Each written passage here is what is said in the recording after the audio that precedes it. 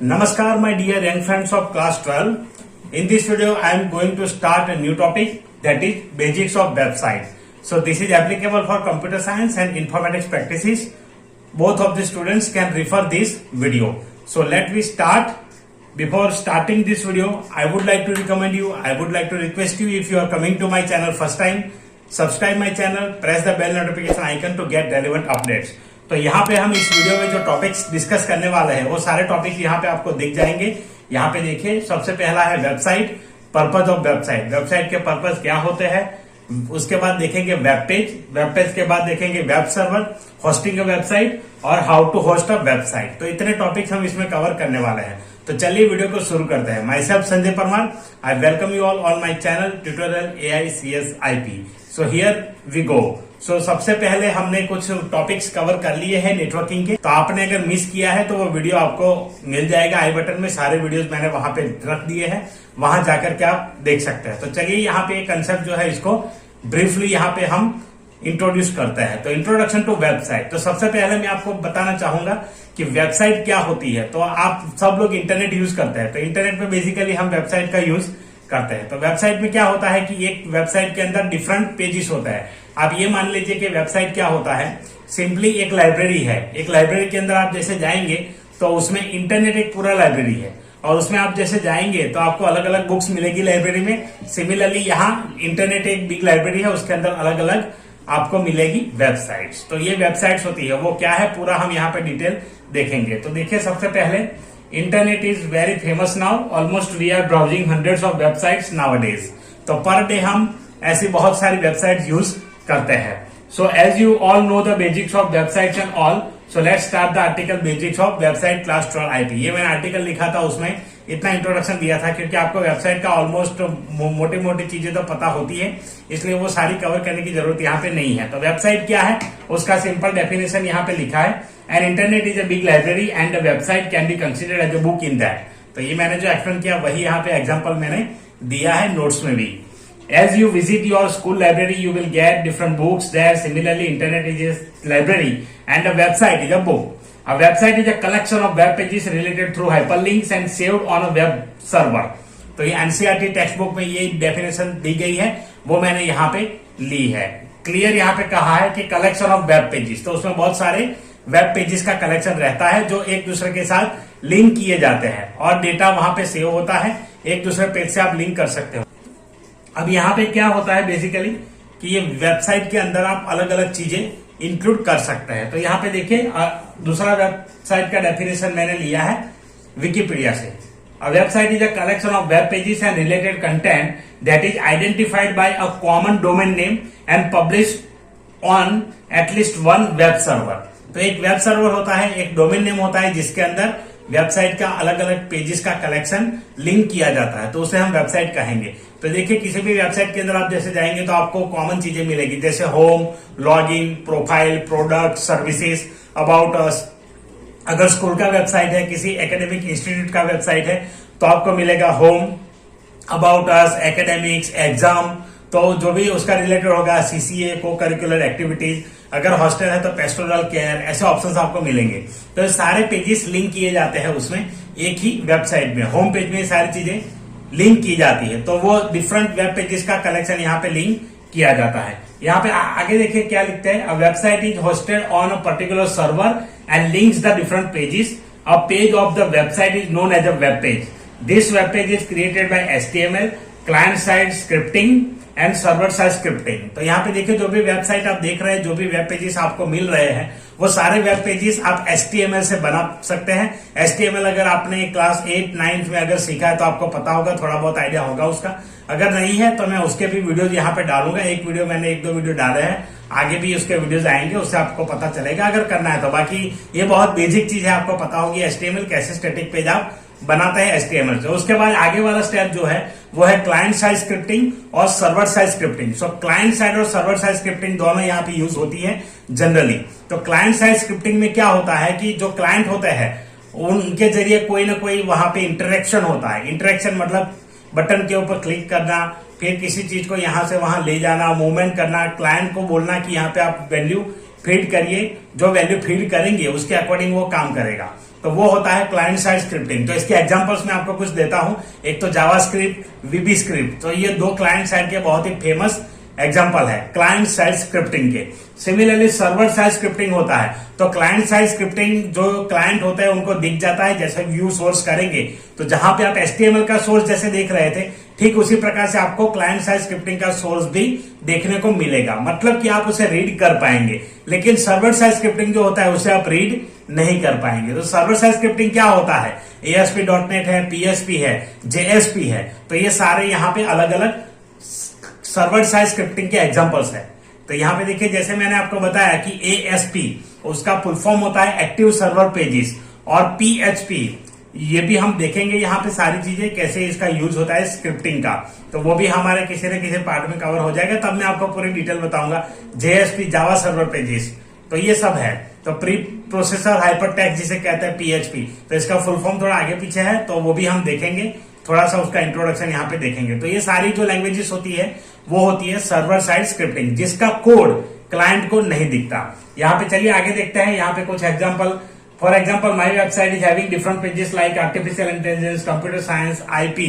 मैंने अलग अलग यहाँ पे पेजेस बनाए हैं, आपको दिख जाएंगे वहां पे साइड में। आप जैसे स्क्रॉल करेंगे तो मेरे ब्लॉग पे राइट साइड में आपको वहां पे 5 लिंक मिलेगी 5 सब्जेक्ट की। एक तो computer science, informatics practices, information technology, AI और कंप्यूटर एप्लीकेशन। ऐसे मैंने स्टार्ट किया था, तो वहां पे आपको 5 लिंक मिल जाएगी। तो वो मैंने सिंपली एक पेज बनाया है। और ये पेजेस कैसे बनते हैं? तो जैसे आप MS वर्ड का डॉक्यूमेंट बनाते हैं, ठीक उसी प्रकार से बनता है, लेकिन यहाँ पे HTML लैंग्वेज का यूज होता है और उस लैंग्वेज की मदद से हम यहाँ पे बनाते हैं। बट मैं यहाँ पे वर्डप्रेस यूज कर रहा हूं। तो वर्डप्रेस एक CMS वेबसाइट है, कंटेंट मैनेजमेंट सिस्टम प्रोवाइड करता है। तो ये ब्लॉग है, इसलिए यहाँ पे मुझे वो सारी लैंग्वेजेस उतना डिटेल कोड करने की जरूरत नहीं। कुछ अगर चेंजेस करना है तो मैं HTML में जाके या तो कोई स्पेसिफिक PHP का कोड यूज करके उसे मॉडिफाई करता हूं। तो वैसे आप कर सकते हैं, पर इसके लिए आपको नॉलेज होना जरूरी है वेबसाइट का। चलिए आगे बढ़ते हैं इसमें।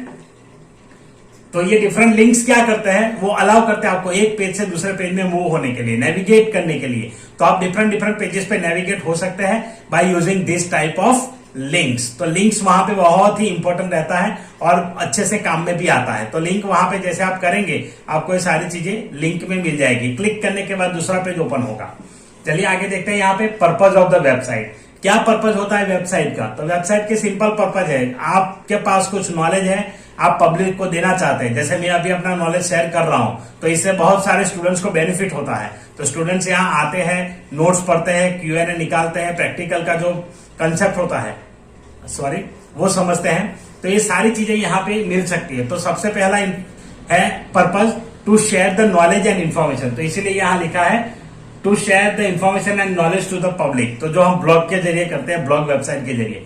सेकंड है कम्युनिकेशन। तो कम्युनिकेशन भी हम कर सकते हैं, ईमेल्स, चैट और वो सारी जो सर्विसेज अवेलेबल है उससे आप कर सकते हैं। नेक्स्ट पर्पज है एंटरटेनमेंट। तो एंटरटेनमेंट भी हम कर सकते हैं, उसके जरिए आप कोई वेबसाइट बनाइए, जैसे नेटफ्लिक्स का वेबसाइट है तो उसके ऊपर आपको वेब सीरीज देखने को मिलेंगे। Amazon प्राइम है तो उनका ऐप भी है, उनका वेबसाइट भी है, वहां पर भी ये चीज चलती है। उसके बाद एजुकेशन। तो एजुकेशन अगर आप किसी को PDF के थ्रू पढ़ाना चाहते हैं या तो अलग अलग कंटेंट शेयर करके, जैसे PPTs, वीडियोस बना करके, अपनी खुद की वीडियो, मैं अपने वेबसाइट पर भी मेरे वीडियोस डाल करके कर सकता हूं, तो वहां पर भी हम कर सकते हैं सेम चीज, और यहाँ पर भी कर सकते हैं। तो दोनों चीजों पे यहाँ पे इक्वल रहेगा। तो वेबसाइट पे जो लोग आएंगे उन यूजर को हम यहाँ पर्टिकुलरली पढ़ा सकते हैं PDF से, वीडियोस से, तो वो भी यहाँ पे वेबसाइट के ऊपर अवेलेबल रहता है। उसके बाद supply software services and products. तो आपने देखा होगा कि आपकी कोई सर्विसेज है, प्रोडक्ट्स है जो एफिलिएट मार्केटिंग करते हैं, तो वो भी यहाँ पे एफिलिएट मार्केटिंग भी इसी से होता है। Amazon, फ्लिपकार्ट, वो भी वहां पे अपना वेबसाइट का प्रोडक्ट जो है वहां पे डालते हैं और यहाँ पे आप एक्सेस कर पाते हैं। तो ये सारी वेबसाइट के अंदर ही आता है, वो कॉमन वेबसाइट्स होते हैं। तो ये सारे पर्पज है। इसके अलावा भी आप बहुत सारी चीजें कर सकते हैं, जैसे गेमिंग करना, गेम्स वेबसाइट के जरिए कर सकते हैं। आपके पास जो कोई नॉलेज है उसको अपने वे में भी रिप्रेजेंट करने का एक सबसे बेस्ट ऑप्शन है वेबसाइट। आप वेबसाइट बना लीजिए, वेबसाइट बनाने के बाद उसको पब्लिश करिए। हाँ, गूगल पे रैंक कराने के लिए आपको थोड़ी सी मशक्कत करनी पड़ेगी, वो मशक्कत होती है SEO। तो SEO करना पड़ता है, SEO करने के बाद ही आपकी वेबसाइट गूगल पे रैंक होगी। जैसे आप देखेंगे बहुत सारे कीवर्ड पे मेरी वेबसाइट रैंक करती है। आप क्लास 10th का, 11th का, 12th का कुछ टॉपिक सर्च करेंगे तो आपको कहीं ना कहीं मेरी वेबसाइट मिलेगी गूगल में फर्स्ट पेज पे। तो वहां पे लाना मक्खन वहां पे लाना बहुत ही मशक्कत की बात है। आपको काफी मशक्कत करनी पड़ेगी, काफी मेहनत करनी पड़ेगी, तब आएगा, जो मैंने की है। इसलिए मैं वहां पे हूं। और दूसरा आप लोगों का प्यार है जो मुझे वहां पे मेंटेन रखा है वो पोजीशन। तो वो होता है ताकि वहां पे चेंज होता रहता है। अगर रीडर्स वगैरह जो है वो अच्छे से रीड करते हैं, समझते हैं, तो वो वहां पे रहती है। तो देखिए यहाँ पे क्या है कि कंटेंट आप ऐसे बनाइए, अच्छे बनाइए, तो सब लोगों को मतलब बेसिक से लेकर के एडवांस तक सारी चीजें कवर हो जाए और लोगों को जैसे अंडरस्टैंड करे, लोग समझे, वैसे कंटेंट आपको बनाने पड़ेंगे, तो ऑटोमेटिकली हो जाएगा। तो ये है पर्पज ऑफ वेबसाइट। तो आपके पास अगर कुछ स्किल्स है, मेरे पास ये पढ़ाने का स्किल्स है, टीचिंग का स्किल्स है, इसलिए मैं जो भी पढ़ाता हूं, जो काम करता हूं, वो सारी चीजें मैंने यहाँ वेबसाइट पे अवेलेबल करवा दी है। मेरे यूट्यूब चैनल पे सारे वीडियोस आपको मिलेंगे। तो मैंने इस पर्पज से वेबसाइट स्टार्ट किया है कि मैं जो पढ़ा रहा हूं वो चीज अब मैं ऑनलाइन करूं, पब्लिक के सामने उसको ले जाऊं। तो इसीलिए मैंने ये स्टार्ट किया है। तो यहाँ पे कंटेंट आपको इसीलिए मिल रहे हैं। तो देखिए, इस बात के ऊपर आपको अगर मेरा कंटेंट अच्छा लगता है, सारी चीजें अच्छी लगती है, तो शेयर करते रहिए। चलिए आगे बढ़ते हैं। यहाँ पे वेब पेज। तो वेब पेज जैसे हमने बात किया है, बेसिकली वेब पेज क्या होता है, इंटरनेट का एक सिंगल पेज है, उसे हम वेब पेज कहेंगे। वेबसाइट का सिंगल पेज, जिसे हम वेबसाइट का होम पेज कह सकते हैं। पहला जो फर्स्ट पेज आएगा वो होम पेज होता है, उसके बाद सारे पेजेस वेब पेजेस होता है। तो होम पेज में आपको उसके मेनू, उस कंपनी या तो उस पर्टिकुलर वेबसाइट के बारे में सारी चीजें मिलेगी। अगर इंडिविजुअल यूजर की है तो आपको ओनर के बारे में कुछ इंफॉर्मेशन वहां पे मिलेगी। जैसे आप मेरी वेबसाइट पे जाएंगे तो होम पेज पे आपको मिलेगा सबसे पहले कोर्सेज, जिसका मटेरियल मैंने डाला है। उसके बाद आपको मिलेगी मेरी बेसिक प्रोफाइल, जो क्या है, मैं क्या हूं और क्या है, आप वहां पे देख सकते हैं। उसके बाद जो है कुछ कंटेंट वहां पे सैंपल मिलेंगे, एज ए सैंपल, जो पोस्ट मैंने रिलीज की है रिसेंटली। तो ऐसे आप वेबसाइट का होम पेज डिजाइन कर सकते हैं। तो होम पेज की डिजाइन ऐसे कर सकते हैं हम। तो वो होता है होम पेज। तो यहाँ पे HTML और CSS दो चीजें यूज होती है, HTML और CSS। CSS मतलब होता है कास्केडिंग स्टाइल से। तो HTML से जो इफेक्ट हम वेब पेज में नहीं दे पाते, उस इफेक्ट को देने के लिए हमें यूज करना पड़ेगा CSS और जावास्क्रिप्ट। तो इसके जरिए आप वहां पे डायनेमिक कंटेंट बना सकते हैं। अदरवाइज HTML में एक स्टैटिक पेज रहेगा, जैसे ये PDF है, यहाँ पे मूव नहीं होता है कुछ भी। तो ऐसा टेक्स्ट कंटेंट आपको बनाना है, पिक्चर्स डाल करके, तो HTML सफिशिएंट है। लेकिन आपको कुछ और चीजें ऐड करनी है, जैसे कि यूजर माउस ले जाए, कुछ वहां पे हो, आगे पीछे एनिमेशन होना चाहिए, तो उसके लिए आपको CSS और जावास्क्रिप्ट यूज करना पड़ता है। चलिए आगे चलते हैं। यहाँ पे स्टैटिक वेब पेज के बारे में यहाँ बताया है। दो टाइप के वेब पेज है। स्टैटिक वेब पेज जैसे मैंने अभी बताया, PDF यहाँ पे है, जो मूव नहीं होती है अपने आप, जो क्लिक करने से भी कुछ नहीं होता, ओनली लिंक्स खोल पाएंगे। तो ऐसे वेबसाइट को हम स्टैटिक वेबसाइट कहेंगे। और वो स्टैटिक वेबसाइट क्या होता है, स्टैटिक वेब पेज क्या होता है? स्टैटिक वेब पेज से पेज होता है जिसके अंदर आप कंटेंट भर सकते हैं, टेक्स्ट और इमेजेस, बस। उसके अलावा इंटरेक्शन नहीं होगा। यूजर को अगर कुछ क्लिक करके करना है तो लिंक्स के अलावा और भी कोई चीज इस पेज में क्लिक नहीं होती है। अगर वो क्लिक है तो वो पेज डायनेमिक पेज हो जाएगा, जिसके अंदर कुछ एनिमेशन ऐड कर पाएंगे। तो ये यहाँ पे है स्टैटिक वेब पेज। उसके बाद है डायनेमिक वेब पेज, जिसपे कंटेंट एनिमेटेड आएंगे इधर उधर से। बाकी यहाँ पे मैंने लिखा है, आप पढ़ लीजिएगा डिटेल में। मैं इतना सारा यहाँ पे एक्सप्लेन नहीं कर पाऊंगा, वीडियो लंबा हो जाएगा।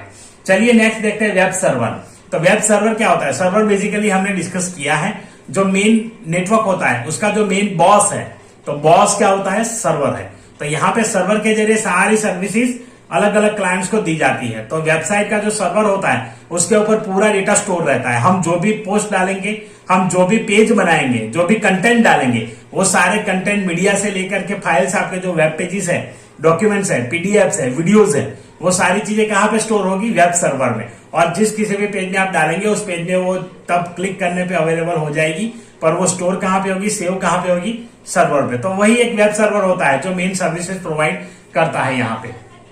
उसके बाद यहाँ पे देखिए, every server is capable to handle HTTP request from the clients computer. तो HTTP की रिक्वेस्ट सबसे पहले इसको मिलेगी। एक रिक्वेस्ट मतलब क्या होता है कि यहां से हम जब एंटर करते हैं वेब एड्रेस www.tutorialaccip.com आपने लिखा, तो वहां से क्या होगा कि आपकी रिक्वेस्ट बनती है और वो रिक्वेस्ट HTTP रिक्वेस्ट कहां को जाती है? सर्वर को। There are HTTP requests sent by clients and HTTP response received by the server on web server, and this way a page is served to the user. तो जैसे request मिलेगा वहां पे सर्वर क्या करेगा? रिस्पॉन्स एक्सेप्ट करेगा, फिर आपको प्रोवाइड करेगा। तो ये प्रोसेस यहाँ पे होती है। अगर पेज अवेलेबल नहीं है तो आपको एरर 404 वहां पे आ जाएगा। 404 का जो एरर है वो एरर होता है पेज नॉट फाउंड। तो वो एरर आपको मिल जाता है यहाँ पे। चलिए अब देखते हैं होस्टिंग वेबसाइट। होस्टिंग वेबसाइट क्या होता है? होस्टिंग का मतलब ये होता है कि आपने एक वेबसाइट बनाया, अब आप उसको पब्लिक करना चाहते हैं तो आपको होस्टिंग की जरूरत पड़ेगी। होस्टिंग का मतलब होता है वो अलग अलग सर्विस प्रोवाइडर्स होते हैं जो अपनी सर्विस देते हैं, जहां पे आप अपना कंटेंट रख सकते हैं और उसको पब्लिकली लाइव कर सकते हैं, तो उसी के लिए होस्टिंग की जरूरत पड़ती है। Hosting a website is a process of making a website online. तो आपने वेबसाइट बना लिया, उसको ऑनलाइन करना है तो आपको होस्टिंग कराना पड़ेगा। There are hosting service providers who provide this service either free of cost और पेड होस्टिंग। तो फ्री ऑफ सर्विस भी अवेलेबल है, फ्री, जैसे कि आप blogspot.com देख लीजिए, wordpress.com देख लीजिए, तो ये सारे फ्री में प्रोवाइड करते हैं। पर फ्री में आपको उतना कंटेंट जो है आप जिस तरह से जिस वे में रिप्रेजेंट करना चाहते हैं उस वे में वहां पे आपको ऑप्शन नहीं मिलेगा, ताकि वहां पे वो जो उनका टूल है, उनका जो सिस्टम है, उसी हिसाब से आपको कंटेंट बनाने पड़ेंगे। Hosting refers to a space provided on the specific server to store the website data. तो आपका जो भी वेबसाइट डेटा है उसको स्टोर करने के लिए वो आपको थोड़ी सी स्पेस दे देंगे, उसी स्पेस को हम होस्टिंग कहेंगे। उनके पास सर्वर रहते हैं बड़े बड़े, उस सर्वर में से आपको कुछ स्पेसिफिक स्पेस अलॉट की जाती है, दैट इज कॉल्ड होस्टिंग। तो ये होस्टिंग आपको होस्टिंग सर्विस प्रोवाइडर से लेना पड़ेगा। Web hosting service providers give access to the servers resources such as RAM, hard disk, bandwidth etcetera. तो ये सारी चीजें आपके साथ शेयर की जाती है जब आप एक होस्टिंग खरीदते हैं। The hosting providers have their web servers with a numeric address called IP address. तो इसका आईपी एड्रेस हर वेबसाइट का रहता है वहां पे। The IP address will be mapped with a domain name of a website because every users do not remembers the numeric address while accessing the website. हर एक website का न्यूमेरिकल एड्रेस होता है, पर देखिए अगर आपको ये सारे वेबसाइट का न्यूमेरिक एड्रेस अगर याद रखना है तो क्या पॉसिबल है? हम नहीं कर सकते। इसमें आप अगर 20 दिन में अगर आप 20 वेबसाइट यूज करते हैं तो भी उसका नंबर न्यूमेरिक एड्रेस याद रखना काफी मुश्किल है। मान लो कि मेरी वेबसाइट का आईपी एड्रेस है 192.168.0.3, अब याहू का है 25.2.3.1। कितने नंबर याद रखेंगे यार, और कितनी बार आप उसको याद रख पाएंगे? आपको कहीं लिख करके रखना पड़ेगा, नई वेबसाइट नया आईपी एड्रेस, तो ये थोड़ा सा प्रॉब्लम हो जाता है। तो इसलिए इन्होंने क्या किया कि पर्टिकुलर आईपी एड्रेस तो रहेगा ही वहां, उसके बिना तो वेबसाइट नहीं चलने वाली, लेकिन उसके साथ उन्होंने डोमेन नेम मैप कर दिया। तो डोमेन नेम मतलब क्या? उस वेबसाइट का एक यूनिक नेम, जो यूनिक नेम है वेबसाइट का, जैसे मेरी वेबसाइट का ट्यूटोरियल AICS IP एकदम यूनिक नेम है .com। तो इससे क्या होता है, पता चलता है कि इस वेबसाइट को पर्टिकुलरली ये लोग एक्सेस करना चाहते हैं, तो ये डोमेन नेम यूनिकली क्रिएट हो जाता है और मैप किया जाता है। तो जब आप होस्टिंग खरीदते हैं तो वहां पे ऑप्शन आता है कि अपना यूजर नेम डालिए, वो चेक करता है अवेलेबल है कि नहीं है। अवेलेबल होगा तो आपको मिल जाएगा वो डोमेन नेम और आप अपनी वेबसाइट वहां पे रन कर पाएंगे। तो ये इसका बेसिक्स है hosting website. Now last point है इस वीडियो का, how to host a website. तो इसके स्टेप्स यहां लिखे हैं मैंने। Go and search for the hosting provider companies online. तो आप गूगल खोलिए, वहां पे देखिए कि होस्टिंग प्रोवाइडर कौन कौन से अवेलेबल है। Find a suitable domain name for your website. Second step है कि आपको डोमेन नेम आपकी वेबसाइट के लिए डिसाइड करना है और वो सोच करके वहां पे सर्च करना है। Register your domain name with domain name registrar. तो वहां पे डोमेन नेम रजिस्ट्रार वहां पे खुल जाएगा, आप वहां इंफॉर्मेशन डालिए, उसके बाद वो ऑटोमेटिकली प्रोसेस वहां हो जाएगी। अगर डोमेन नेम अवेलेबल है तो ऑटोमेटिकली आपको वहां पे मैसेज आएगा, अवेलेबल नहीं है तो आपको बोलेगा कोई और चूज करिए।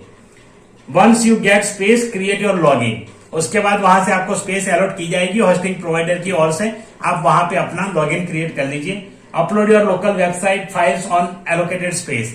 फिर आपके पास जो भी वेबसाइट का आपने कंटेंट बना करके रखा है वो वहां पे सीधा अपलोड कर दीजिए। देखिए वेबसाइट बनाने के लिए कुछ चीजें आपको बेसिकली कंटेंट रेडी करके रखना पड़ेगा। आज आपने वेबसाइट ऑनलाइन किया, एक ही पेज है तो उससे काम नहीं चलने वाला, तो कुछ चीजें बना करके रखिए, यहाँ पे उसको ऐड कर दीजिए। उसके बाद है map your domain name with IP address. फिर आईपी एड्रेस आपको मिलेगा, उसके साथ आपके डोमेन नेम को मैप कर दीजिए। हालांकि ये सब हमें करने की जरूरत नहीं रहती, जो आप होस्टिंग प्रोवाइडर जो खरीदते हैं वो ऑटोमेटिकली कर देते हैं और आपको वहां से ईमेल आ जाएगी। तो ये था ये कंटेंट आज का। आशा रखता हूं आपको कंटेंट अच्छा लगा होगा। ये सारा कंसेप्ट जो आप क्लास 12 के कंप्यूटर नेटवर्किंग वाले यूनिट में है वो मैंने यहाँ एक्सप्लेन करने की कोशिश की है वेबसाइट बेसिक्स में। अगले वीडियो में हम डिस्कस करेंगे नया टॉपिक, जो आगे वाला टॉपिक यहाँ पे है, जो सिलेबस में दिया गया है वही हम लेंगे नेक्स्ट वीडियो में, और वो होगा आपका ब्राउजर्स। तो ब्राउजर्स वाला टॉपिक हम डिस्कस करेंगे। उसके बीच में मैं आपको इसका Q&A वाला वीडियो भी दे दूंगा। फिर आईपी में हमारे लिए बच जाएगा सिर्फ 1 यूनिट, तो वो भी मैं बहुत ही जल्द खत्म कर दूंगा शॉर्ट टाइम में। फिर हम कुछ पेपर्स वगैरह यहाँ पे डिस्कस करेंगे। प्रैक्टिकल एग्जाम्स आपके आज से शुरू हो गए हैं, 1 मार्च है आज, तो आज से शुरू हो गए हैं। तो आप सबको best of luck practical exam के लिए, अच्छे से एग्जाम दीजिए। हालांकि अगर आपके कंसेप्ट सारे क्लियर हैं तो आपको प्रैक्टिकल में कोई दिक्कत नहीं आएगी। तो चलिए इस वीडियो को यहाँ पे कंप्लीट करते हैं। ऐसे ही वीडियोस को देखते रहिए, लाइक करते रहिए, अपने दोस्तों के साथ शेयर करिए। आप वीडियो देखते हैं, पूरा वीडियो भी देखते हैं, लेकिन लाइक नहीं करते। लाइक कर दीजिए वीडियो को और शेयर भी करिए अपने दोस्तों के साथ। और चैनल पे नए हैं तो चैनल को सब्सक्राइब करिए। पहली बार वीडियो देख रहे हैं तो वीडियो को शेयर करिए अपने दोस्तों के साथ। चलिए मिलते हैं अगले वीडियो में, तब तक के लिए अपना ख्याल रखें, अपनी पढ़ाई का ख्याल रखें। Thank you very much for watching this video.